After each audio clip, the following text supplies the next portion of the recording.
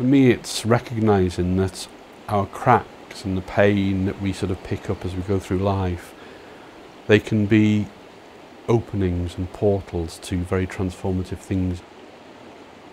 They sometimes come dressed up as pain, they sometimes come dressed up as joy, who knows?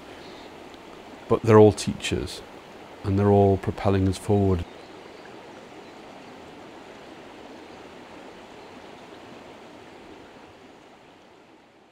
What I found attractive about Caroline at first was just that sense of mischief, sense of fun, and that's how she liked to live some of her life. It just gave her that sense of the dance of life. One of the things that Caroline wanted more than anything really was she wanted a child. Having that baby brought such joy into Caroline's life, but I felt in the first year or two of Daniel's life I didn't engage in the way that I would have liked. I didn't sort of click completely as a father, really. Caroline was amazing, fantastic mum, and did all sorts of bonkers things with Daniel.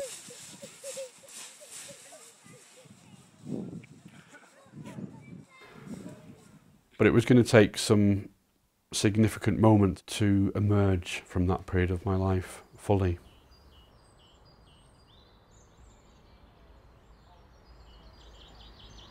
It was a beautiful day. She decided she was going to go to a local park with her friend Janie, and they were going to go rollerblading. My mobile phone went.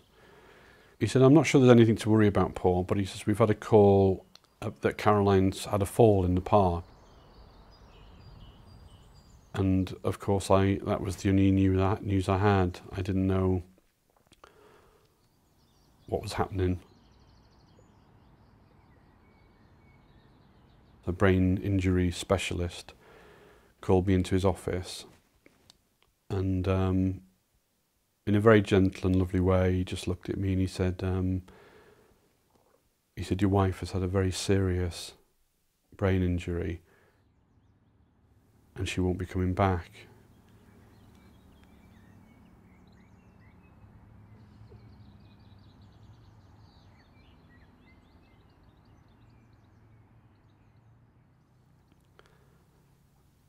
And while the sense of loss and pain and grief and all of those things that just hit you at that moment were there, lined up, there was also something that seemed to cut through all of that. And it was just a moment of absolute clarity. I could either choose to allow this to destroy me and knock me for six, or I could choose to deal with it, cope with it, but actually find ways of transcending it. And part of that choice, a very important part of that choice, was at that moment I really felt as though I became Daniel's dad. And I didn't hide anything from him. We talked a lot, we hugged a lot. To just see a 5-year-old child say goodbye to his mother in that sort of way. And then a few days later, when she did die, I just held him on my knee and we just talked and we just cried together and we just talked more and cried more. And then all of a sudden, out of the blue, after all of the talking and all of the crying, he looked at me and he said, "Dad, I want to watch How to Train Your Dragon now." And that's like one of those little mini miracles. And the strength that those moments gave me to hear movies and to watch movies and to do silly things with Daniel, and even, I know it sounds strange now, but even have a laugh about some of the ways that we tried to organise Caroline's funeral. The funeral took place about 3 to 3.5 weeks after she died. It's a celebration of stillness, of colour and of light. So the funeral reflected all of those elements of who Caroline was. Just letting the balloons go and just seeing them drift away was just a really important part of that letting go.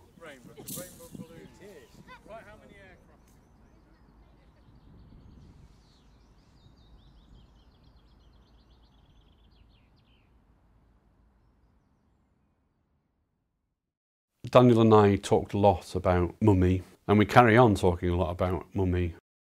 And in the sort of the days after her death, we looked at pictures, we looked at some of Mummy's art, and she'd made this beautiful mosaic tile, and in the centre of this tile was a little mirror. And one day I was sat in this room with Daniel, and he was sat on my knee, and I picked up the mirror and he looked at it, and I said, when Mummy made that, she put some real magic into it, so that every time you pick it up and you look at it, you will always see the person who you or Mummy loved the most.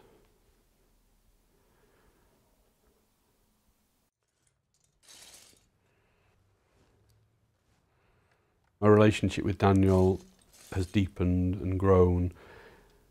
He will never know just how important he has been in my life. I tell him that sometimes.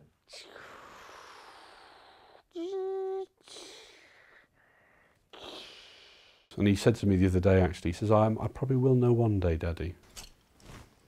Green blocks. Thank you, Daddy. We just have a lot of fun together. It's amazing, really. Do you reckon you could deliver that line with more sort of... Long and thick and golden and wavy, and I need a haircut. Fetch me the imperial hairdresser at once. Narrator, twiddle and twee ran off, blah, blah, blah, blah, blah. And I'm going to enjoy the next few years, because God knows what his teenage years will hold. But yeah, I just love being dad. Try adding 15 to 55.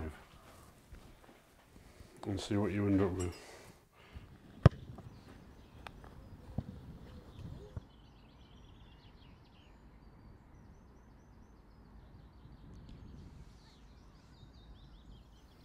Paradoxically, it sort of took her death and that incredible pivotal moment of choice for me to fully awaken to my own potential and to that sense of realization that there are amazing things happening in this world. It's enabling me to be the person that we would like to be. I just look at myself now and I think about what I've done these last 4 years. Am I a perfect human being? God, no. You know, and neither do I want to be.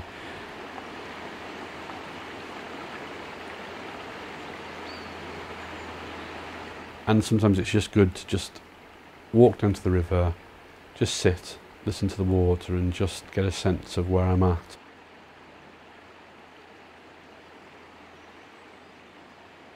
My sitting at the river saved me.